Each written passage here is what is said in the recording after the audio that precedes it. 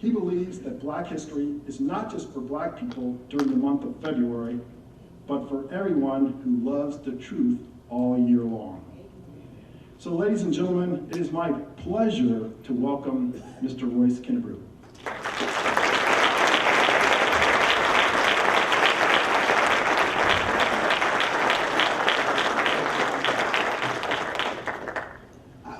So excited to hear my biography. I said, man, that's a nice guy that they're talking about. Oh, that's me they're talking about.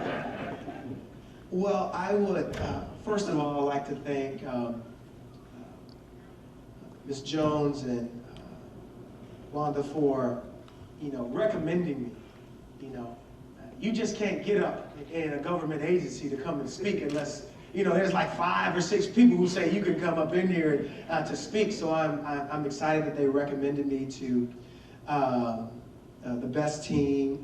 Thank you, Lisa, for coordinating with me. I'm bad with, we played a bad game of phone tag, and I don't think either of us won. It was terrible. Until she was like, Royce, are you still coming? I was like, oh yes, I'm coming, I promise. I've already got my airfare and everything like that. And I'd like to thank the best team for agreeing to have me here, because that's important. Everyone has to be in agreement on the speaker that comes into the facility, and I thank them. I thank Mr. Manning for coming in. He was so kind. He gave me, I still have the NASA button that he gave me the day at best. I still have it with me, and all the little trinkets that he gave me, and also Mr. Cabana for allowing his team to select me to be here. I'm going to do some singing as well. So if you don't mind standing up, one more time. You did hear the national anthem, but there's also what's called the Black national anthem. And if you know the words, sing along with me. If you don't know the words, hum. You don't have to do both and rock at the same time. So it's difficult for some folks, but it's okay. If you know these words, you can sing with us.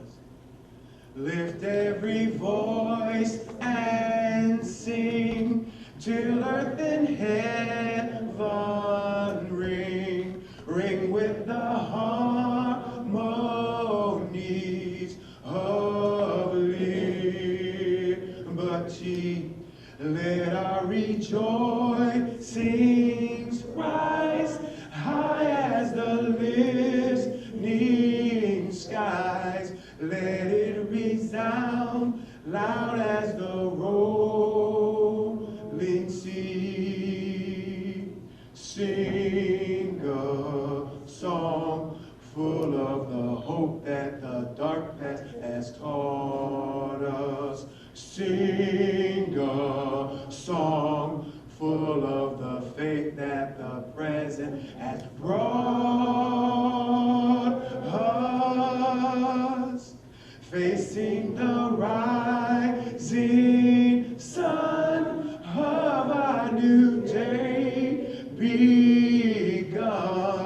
Let us march on till victory is won. Give yourself a round of applause. You can be seated for knowing those words. I didn't practice that. I was like, oh, Royce, don't you forget the words. It's all going to be on video forever. They're going to send it on a rocket and send it to Mars, and it'll be like 300 years, and Martians will be like, I think you messed up those words. What we're going to do today, talking about the life of Dr. Martin Luther King Jr., is to expand on our knowledge. All right? Because what you know in your head, we're going to examine it. We're going to explore it and hopefully expand on it. I want to let you know some things that you don't already know. All right? We know that knowledge is power, and the absence of knowledge is powerlessness. So, we're talking about Dr. King. We want to talk about the civil rights movement. And the way that we're going to do that is using this context of civil rights, civil wrongs, rethinking Dr. King and the movement. We want to know some more things about Dr. King and the movement. The first idea that we want to explore is, first of all, the size of the civil rights movement. Some people say the civil rights movement was in the 60s. Well, let's think about that a little bit. Let's think about the idea. So you're at the Piggly Wiggly picking up some groceries. and somebody grabs you at the Piggly Wiggly and said, "Go with me." And of course, your response is not yes, but no. So I want you to understand that the civil rights movement for African people has not just started in the 60s or the 50s or the 20th century, but it really started when the first African was grabbed on the continent of Africa. You had Queen Nzinga in the Angola region, who staged wars and fights against the Portuguese who were taking and kidnapping Africans out. On the slave ships, the hundreds and thousands that existed, we know of the Amistad, but there were also others where African Americans said, "Hey, let me go." Also, there were slave ship insurrections, meaning there were insurrections on plantations. Nat Turner, Denmark Vesey, Gabriel Prosser, all these individuals. And also the Underground Railroad, which was a part of a civil rights movement. So anytime, anywhere, somebody says, "You know what, the treatment that I'm getting isn't right," they're in a movement for their equality. And that has always been going on for people of African ancestry. This is a very interesting contraption here. I want to let you know. It's just taking pictures as I speak. Nobody's there. You know, hey, you're going to get some technology when you come down to NASA, right? You know, it's just going to click. I'm like, wait a minute, nobody's there. I can deal with that, though. I'm a hip guy. You know, it's all good. All right. So, but what we're going to do, because we only have an hour, is we're going to talk about the civil rights movement starting in the 20th century. Now, this gentleman is very interesting. His name is W.E.B. Du Bois. He writes in The Souls of Black Folk, very prophetically, that the problem of the 20th century will be the problem of the color line. Now, if the civil rights movement didn't happen until the 50s and 60s, what would he be talking about? No, there were race issues that were going on in the country in the 20th century, the 18th century, and all of the centuries prior to the civil rights movement. And he talks about them in The Souls of Black Folk. Now, the next slide that I want to take a look at is two of the founding members. Now, here's what's interesting. For the National Advancement, the Association for the Advancement of Colored People, out of the 9 founding members for that organization, 2 were African American. We see W.E.B. Du Bois and Ida B. Wells, who was a journalist. But up until that point, you didn't really have civil rights organizations. This is what people believe is the first. Okay? So we want to expand on this knowledge, get a better understanding of the civil rights movement before we start talking about all of these different things about Martin Luther King and why he is so drastically, vitally important. One of the first important campaigns that the NAACP participated in was that of their anti-lynching campaign. Now, if you were lucky, lynching for you was just a rope going around your neck and you being hung to death. In some lynchings, people were hung, they were skinned, they were burned alive. Now, this is not in that other America, but that's in the one that we are in right now. Okay? History is so powerful, it's so important, it teaches us so many lessons that we can learn from even today. But this is one of the things that the NAACP worked about. And you're talking about from the end of Reconstruction around the 1870s to around the First World War, that an African American person was killed about 3 a week for 40 to 50 straight years of reported lynching. We're not talking about the ones that weren't reported, okay? So that's something that they worked on. That was a huge, huge problem in the country. Now, if you're talking about the Dr. King, before Dr. King, A. Philip Randolph is one of the Dr. Kings before Dr. King. A. Philip Randolph, an organizer who was in the movement before Dr. King was. He staged in 1941, there was going to be a march in Washington, D.C. that was supposed to protest that African American contractors and other workers were not given the business in World War II of the making of the bombs, the planes, and all the different things for World War II. The president at that time said, okay, we'll listen. We will give some contracts to some African Americans. That didn't happen. He also organized a march 4 years after the Brown versus Board of Education in Topeka, Kansas, and we'll talk about that later as well. And he also was one of the key organizers for the March on Washington in 1963. So this is a very busy guy that history books really don't talk about. But when we think about history, sometimes when you talk about black history, it's like this. It's really, really small. You look at a history book, you turn the pages, you see Harriet Tubman, you see Dr. King, and if you're feeling really frisky, you're going to find Malcolm X. Okay? But history was more than just African history, and American history was more than 3 or 4 black people. And I'm here to, amen, sister.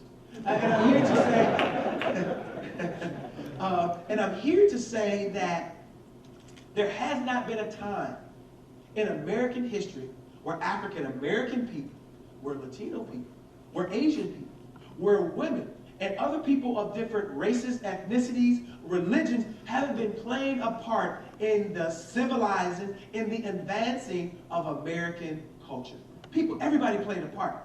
But when you are writing the books and you got all the power, you're going to put in there what you want to do. My family album doesn't have pictures of anybody else. You got the point? You put the picture of your family in your family album and what you think people all need to know. But we are at a time now in the history of our country where we want to know everyone's history. And I left out Native American. I'm sorry. Didn't want to do that, okay? Because if it weren't for Native Americans, we wouldn't be on this land either. But that's another story for another time. Now, we're moving up through the years. At one time in our United States military, you would have African American troops, but they didn't have African American commanding officers. They were segregated. And so in 1948, President Truman signed an executive order that desegregated the military. And during the Korean War was the first time that you had segregated troops.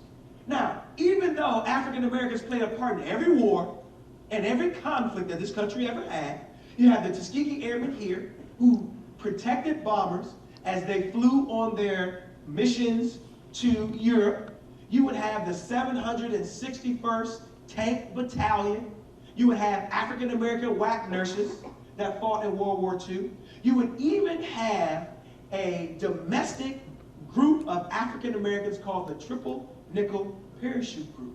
What did they do? Well, let me tell you. Those ingenious Japanese were creating fire bombs, incendiary devices, putting them on weather balloons and floating them over the Pacific. And they were landing in the Northwest, causing forest fires. Now, we at that time believed that Pearl Harbor and 9/11 was the only time that we had ever been attacked on American soil by an outside country. Not true. It was called Operation Firefly.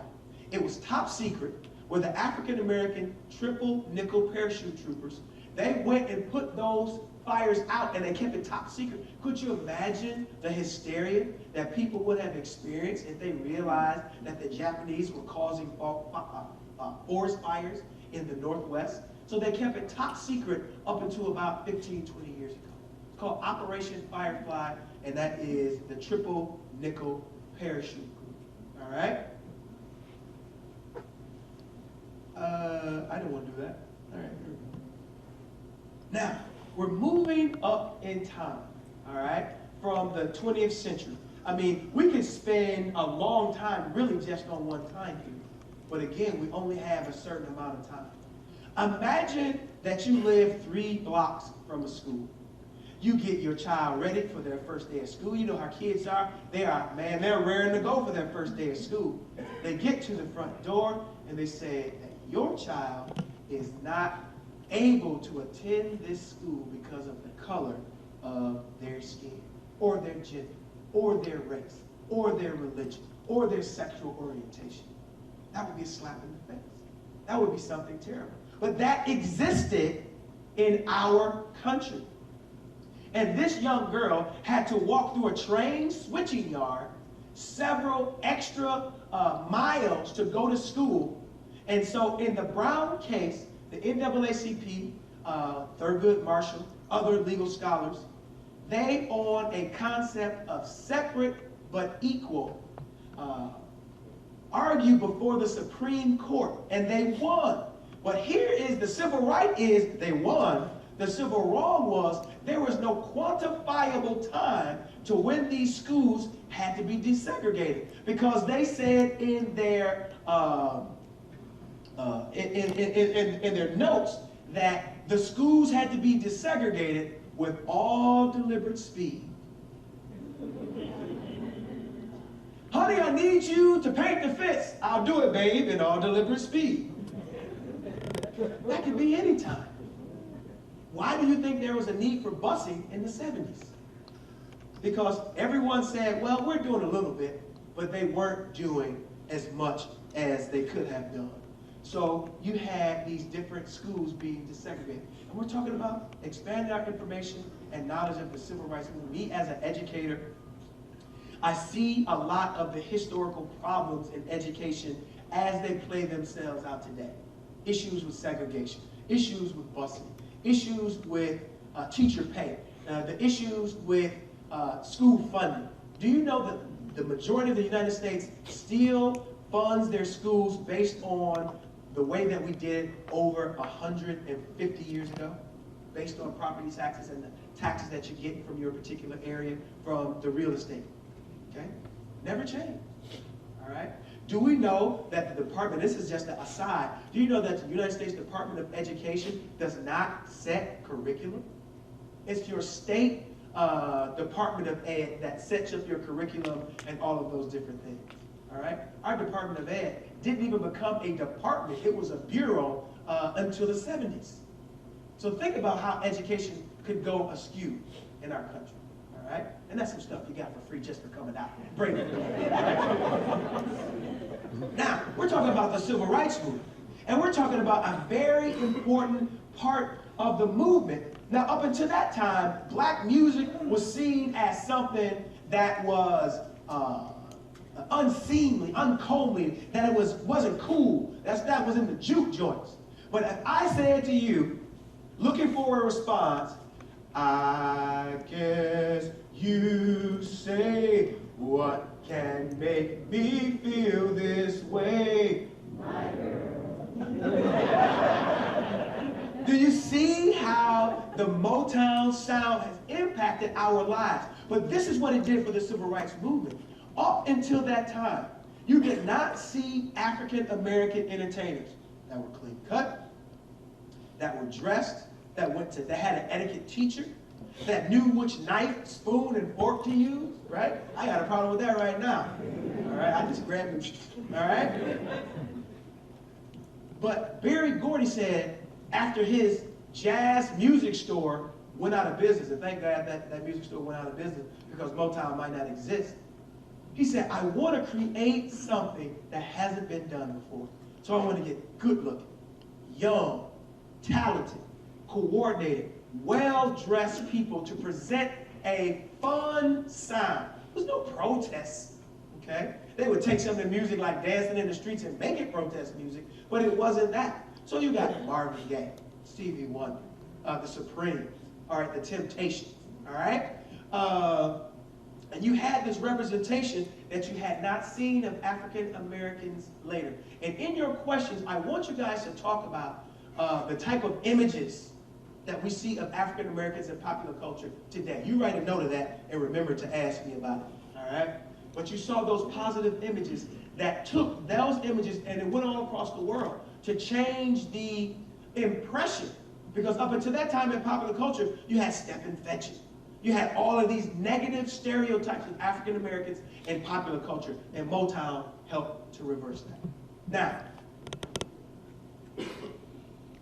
Mose Wright, a African American in his 70s, leaves from Money, Mississippi, comes to Chicago to visit his relatives, one of them being his great grand uncle, great grand nephew, Emmett Till. Emmett Till says, Mom, can I go to visit my granduncle down in Money, down in Mississippi? She said, of course you can. So after he comes down that summer, before he leaves, his mother says to Emmett Till, and that's her there, Mamie Till Bradley. She says to him, okay, Emmett, now he was a class clown. I'm familiar as the dean of students of class clown, all right? He was a class clown, and she said, the way that you act here in Chicago, you cannot act like that in Mississippi.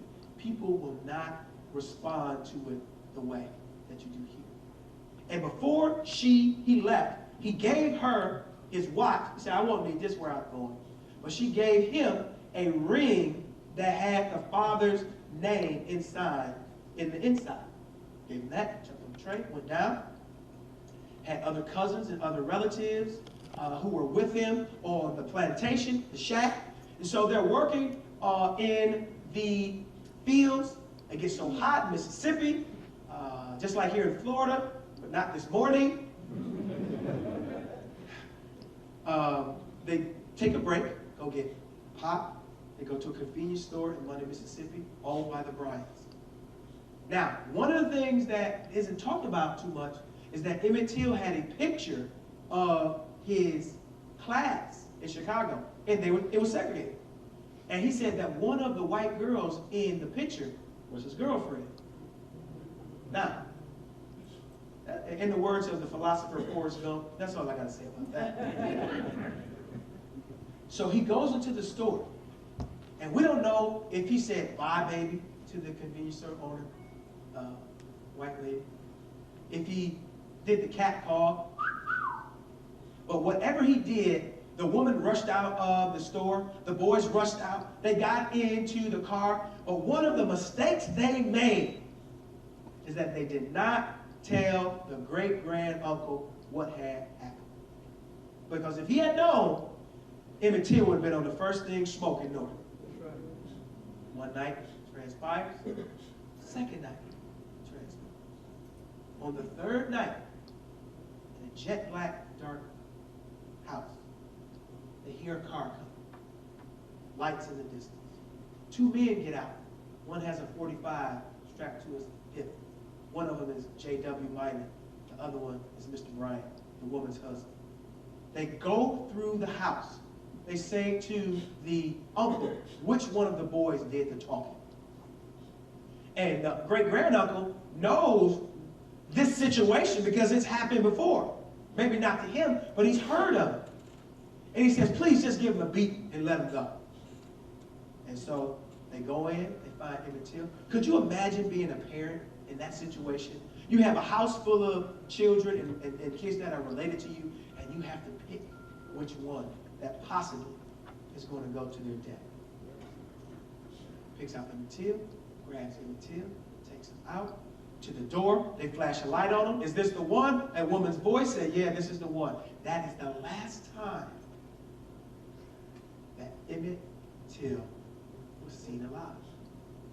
They beat him, broke his arm, broke his legs. This is a 13-year-old boy. Gouged out his eye, shot him through the head, tied a 75-pound cotton gin fan around his neck, and threw him in the muddy Tallahatchie River. Okay? How do we know that detail? After the trial, when they were acquitted, they say that it took about 30 minutes for the jury to come back not guilty for the two men, and they say it wouldn't take that long if we had to stop and drink pop. Okay? The jury was already set on their decision. After the double jeopardy issue comes into play, the two men sell their story of how they kidnapped, beat, and killed Emmett Till to a magazine. This country. Now, how this impacts the civil rights movement is that after you are in water long enough, you take a bath long enough, your toes get wrinkled, right? Imagine being weighed down in that water, a dead body. And they put the body in the funeral home in Chicago. They ordered her from Mississippi to keep the casket closed. Okay, how do you do that? All right, that's not your child. But she said she wanted everybody to see what had occurred and happened to her child. I don't have the picture today. Okay, we're going to have lunch afterwards, so I don't want to show it. But you can go and find it and see it. And they say for every 4 people that saw him in the casket, they passed out because of what it looked like. They took a picture from a photographer from Johnson Publishing. You may know the magazines of Ebony and Jet. Put it in Jet magazine. The picture went all across the country, then all across the world. And then there was outside pressure from countries that say you're supposed to be the land of the free, home of the brave. How is it that you can explain then doing this to a 13-year-old child? Okay? Helped the civil rights movement. And she serves as a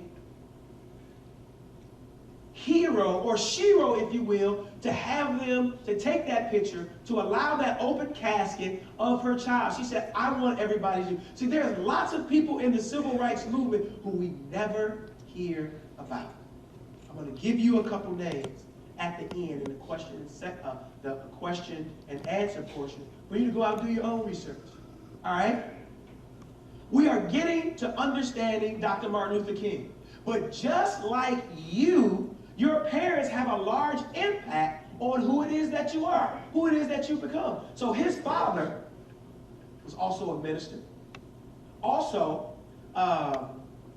worked with the NAACP in Atlanta, Georgia, to have the salaries of African-American teachers and white teachers equalized, get better pay for the same job, okay? Here's an aside. Women make only 70% of what men make in the same position with the same education. But that's a wrong observance. But it's true, even to this very moment, okay? Dr. King recounts 3 stories in his development. One was he went in to buy Dr. King some shoes. They went into the front of a store. They said, well, we don't serve black people in the front of the store. You got to go around the back. And you can't try on the shoes either. You need to come on, you need to put the size of your foot on a piece of paper, and we'll go from there. And Dr. King, father, left out, stormed out and said, as long as this system exists, I will resist it. They are coming, they're driving. The father accidentally runs a stop sign, pulled over by a policeman. The policeman says, do you know you drove by that stop sign, boy? Grown man calls him boy. Dr. King's father says, I'm not a boy, I'm a man. This is a boy in this seat. Now, you didn't speak to the police that way in Georgia, Florida, Mississippi, back in that time. But he did. He's very courageous. Another time Dr. King talks about is when he went to Vespucci, Georgia for a debate contest. And on the way back, the bus got so full, he couldn't sit down that he had to stand. And he recounts that in his mind, he says that if I have the power in the future, I'm going to change this system. This isn't right. So those are the impacts that make who it is that we know. Now, let me say a couple things. I'm going to give you some trivia. At the time that Dr. King died, and at the time that he was born, if you look at his birth certificate, it doesn't say Martin Luther King Jr. He was born Michael King. His name was unofficially changed when he was about 3 or 4 years old, when his father had an epiphany about the theologian, historical theologian by the name of Martin Luther. Okay? Never officially changed his name. Still Michael King at the time of his death. Well, we had this Montgomery, Alabama bus boycott. We know all about that. We see our sister here, Rosa Parks.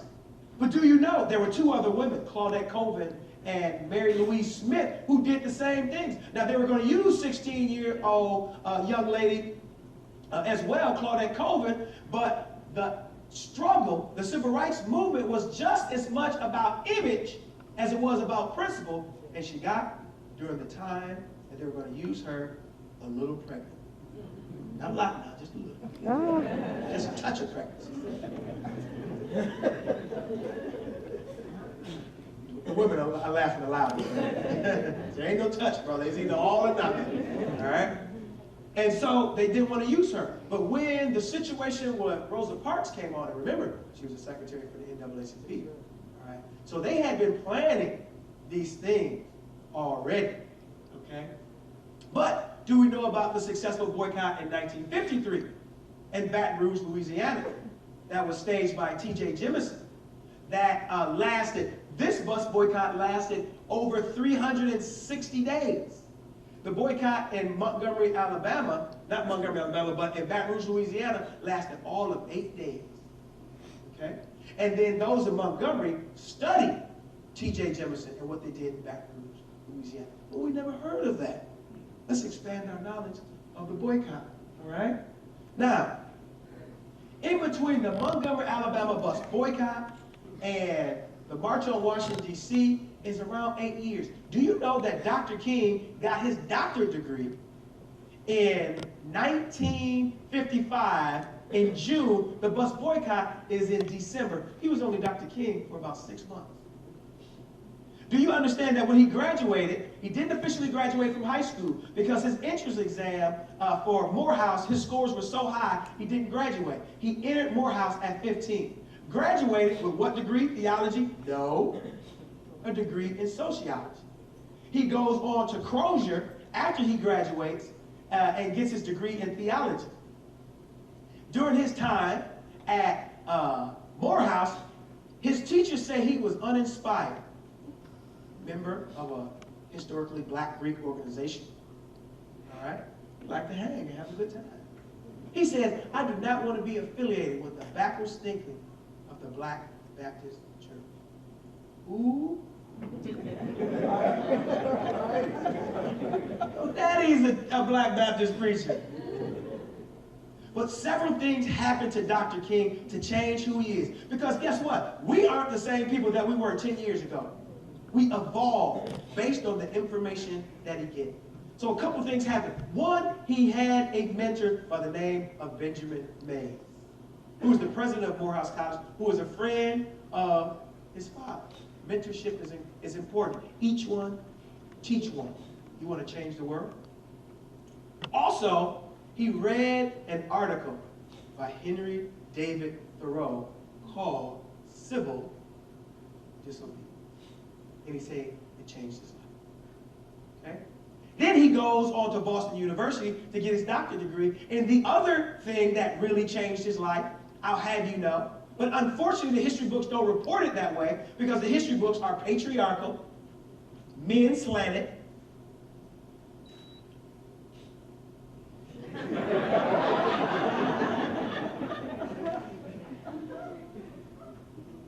He meets a woman by the name of Coretta Scott, who was studying to become an operatic singer.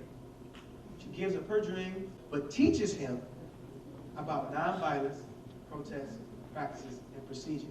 Because she has met someone who Dr. King will go on later to meet, and we'll talk about him in a moment. But we want to talk about the March on Washington, D.C. In between the Montgomery, Alabama bus boycott and the March on Washington, D.C., you have Ruby Bridges, you have James Meredith, you have lunch counter sit-ins, you have freedom rides, you have all these things happening, right? All right? Now, Dr. King didn't get on one of them buses in the freedom rides when the people get knocked upside the head. Absolutely not, sir. All right? But those things were going on as well. People were playing an integral part. All right? Dr. King wasn't the only one. Think about A. Philip Randolph, James Farmer, James Foreman, Whitney Young. And those are just the men. Okay? Other people like Ella Baker, Shirley Graham. Another one that we're going to talk about in a minute. March on Washington, D.C. was supposed to be a very radical, a very almost chaotic. They were supposed to go to the train stations, do sit-ins, bus stations, do sit-ins. They were supposed to shut the city down. Malcolm X talks about in his speech, farce on Washington, D.C., on really why that changed. It was because if you traveled over 1 million miles while doing your life's work, somebody had to pay for that. And the Kennedy administration paid money to civil rights leaders for them to change the militancy in the March on Washington, D.C.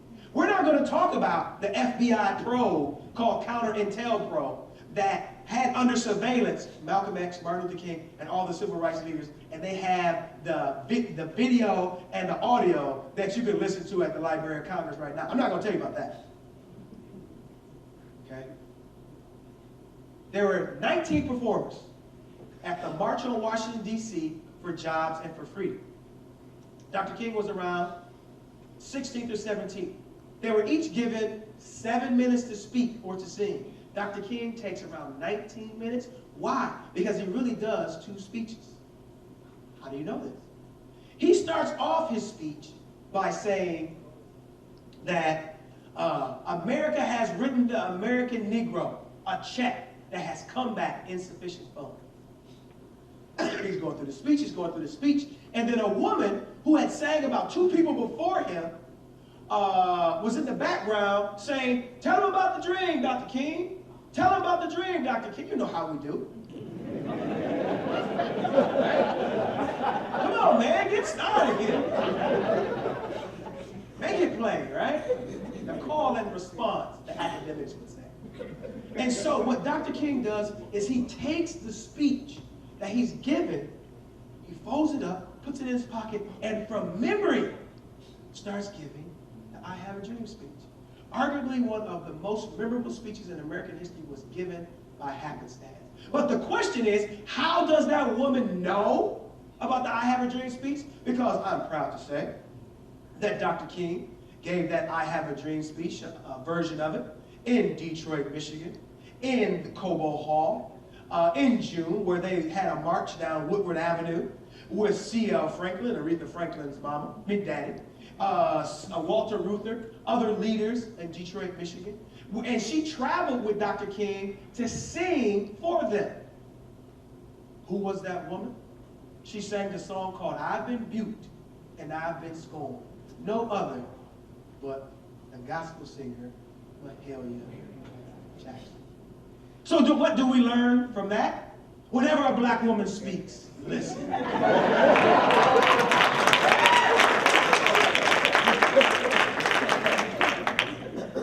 Or you in trouble. Right?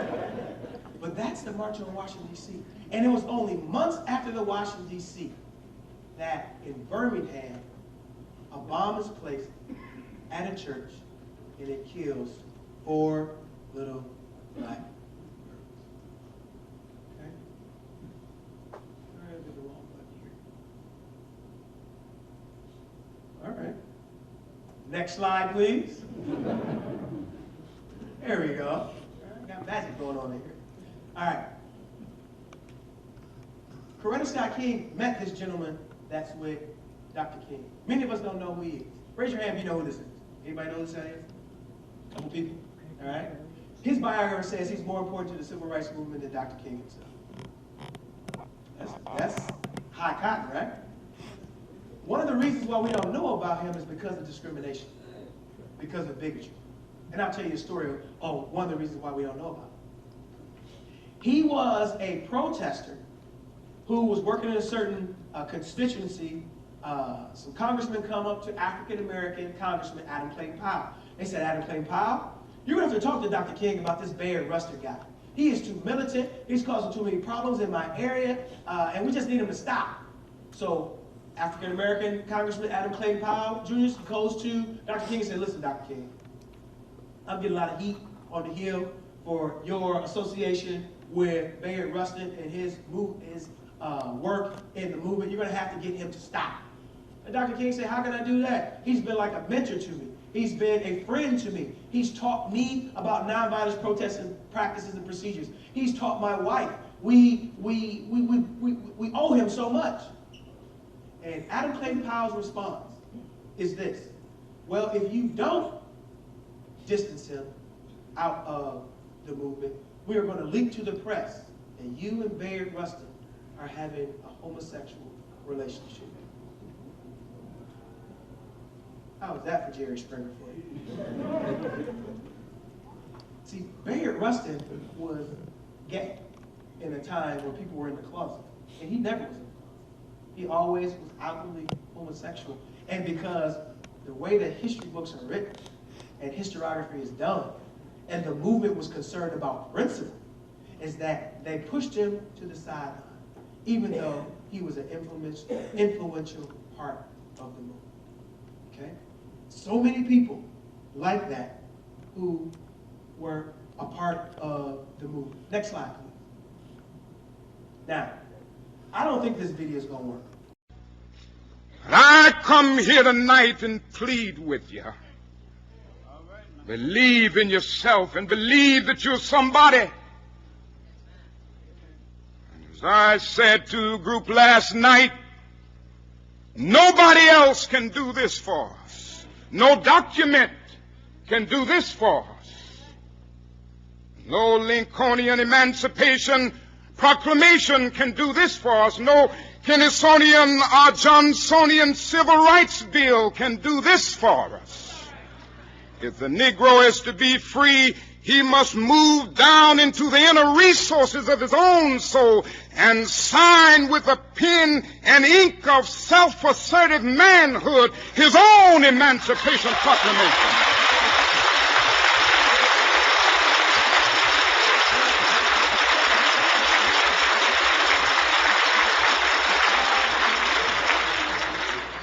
Don't let anybody take your manhood.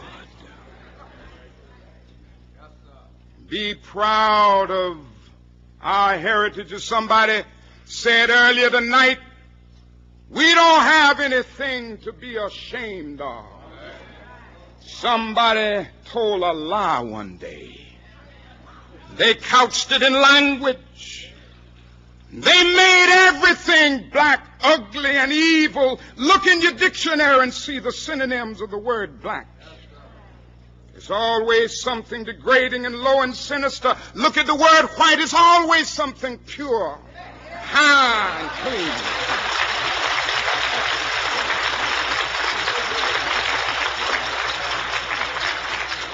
But I want to get the language right tonight.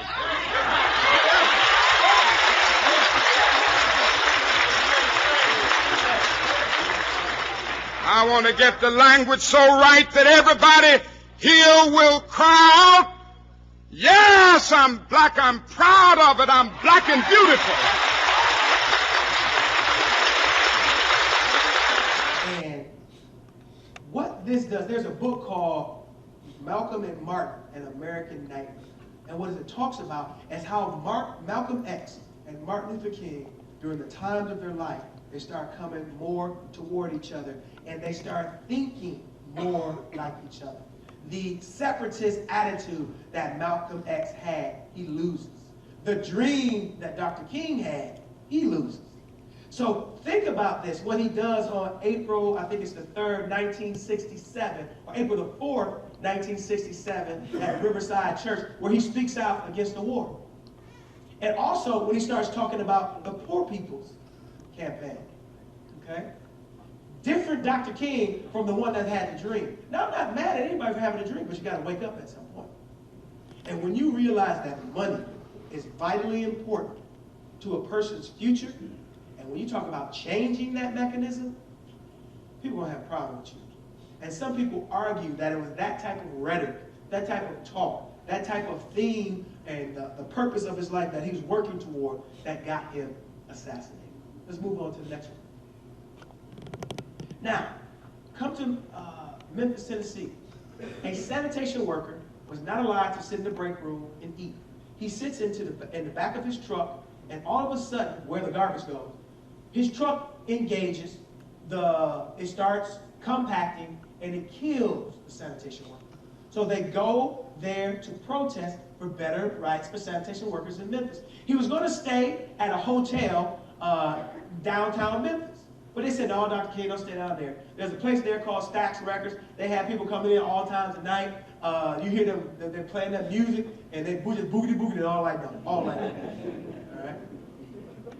So they said, well, just move over to the black side of town. There's a place that you can live, and it's called the Marin Hotel. All right? Now, there's a guy that I got a chance to meet. His name was Ozell Sutton. He worked for the Community Relations Service of the Department of Justice. And he was literally there for every issue and event of the civil rights movement. Eyes, boots on the ground. He is in the room next to Dr. King. He hears the gunfire. The shot rang out. He runs out. He sees Abernathy. He sees Jackson running up the stairs. He looks down. He sees Dr. King. Now, he was shot with a hunting rifle. Okay? And part of his neck and jaw are gone. All right? He was not going to live. And they say part of his neck also had been severed. So it wasn't going to happen. All right? And he's killed there, and it changes the movement to a large degree. Individuals like, and I need you to look these people up.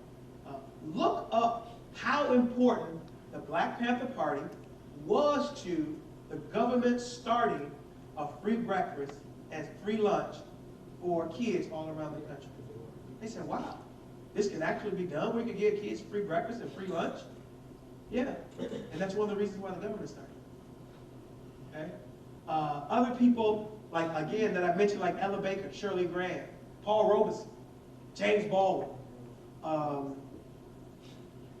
Next slide, please. People that were very important to the movement. All right? They're pointing one place.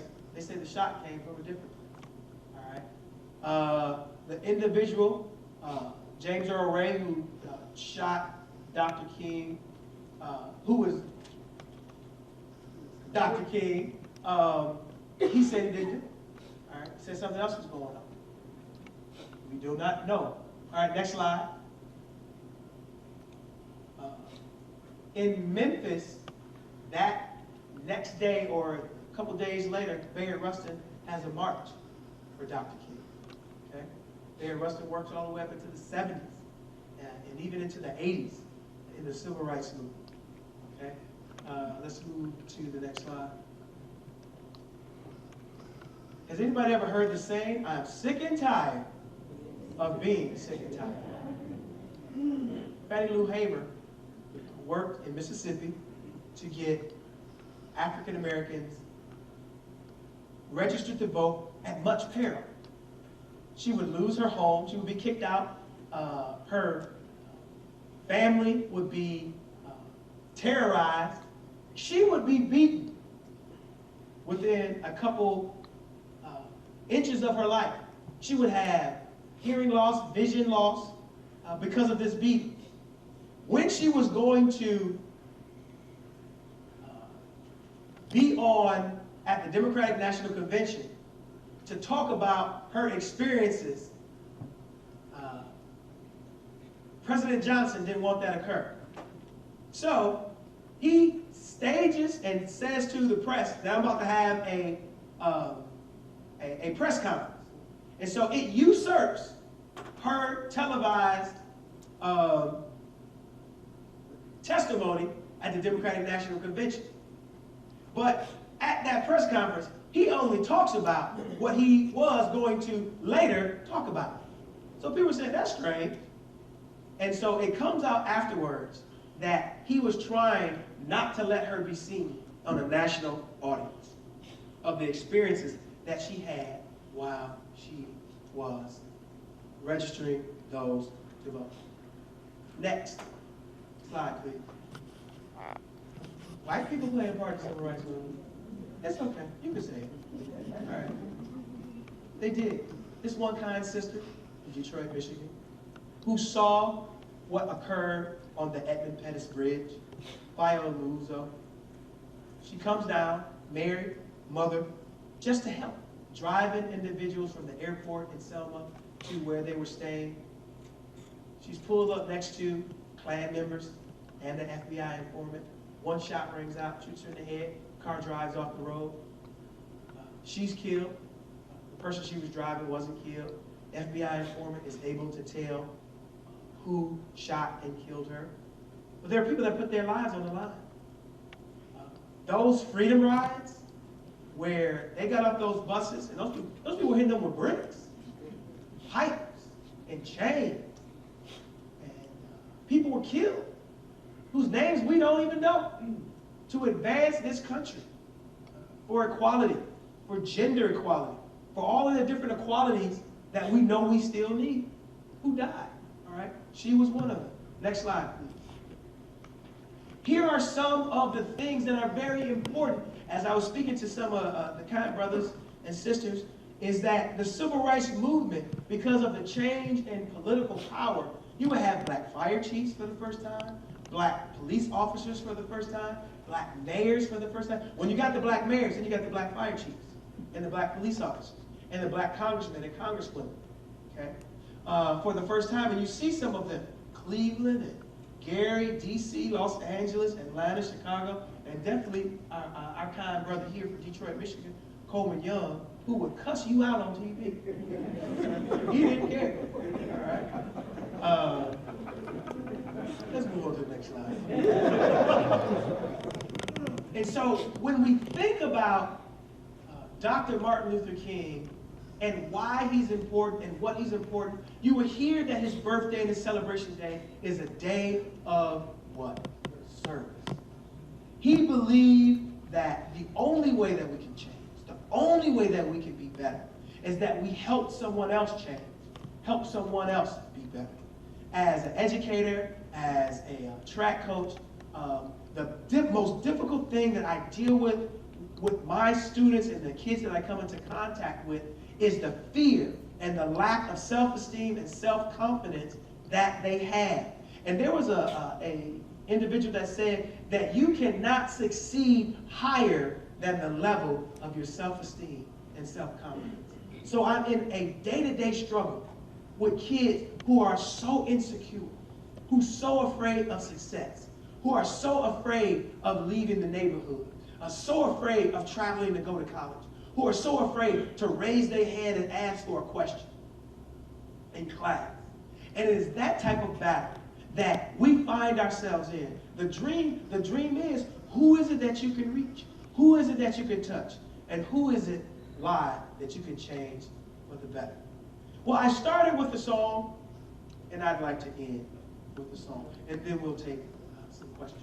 And it's a Negro spiritual, and one of the things that they used to do, they used to use Negro spirituals to relay messages. You hear them singing, follow the drinking gourd. They would talk about follow the Big Dipper in the sky that would point north, wade in the water. We know that song, wade in the water. You know, they sing that song right now. You know, the little white hat, little white robe, everybody will get baptized, right? They still sing it today.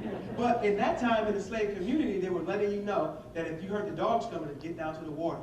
Get down because they'll wash away your tracks and your sin. And it was this song, I'm Building Me a Home, that talked about when I get to heaven, or the things that I did on earth that helped me create a life that will get me to heaven. But when they sang it in the slave community, they basically were saying, what are the things that I'm going to do now to get myself ready to prepare to run away on the Underground Railroad? And it goes a little bit like this. I'm building me a home. I'm building me a home. This earthly house is gonna soon decay,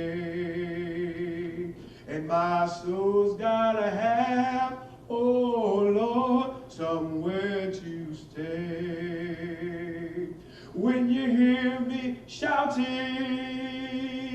I'm building me a home. When you hear me shouting, I'm building me a home. This earthly house is gonna soon decay, and my soul's gotta have, and my soul's gotta have somewhere to stay. My name is Royce Kennedy. Thank you.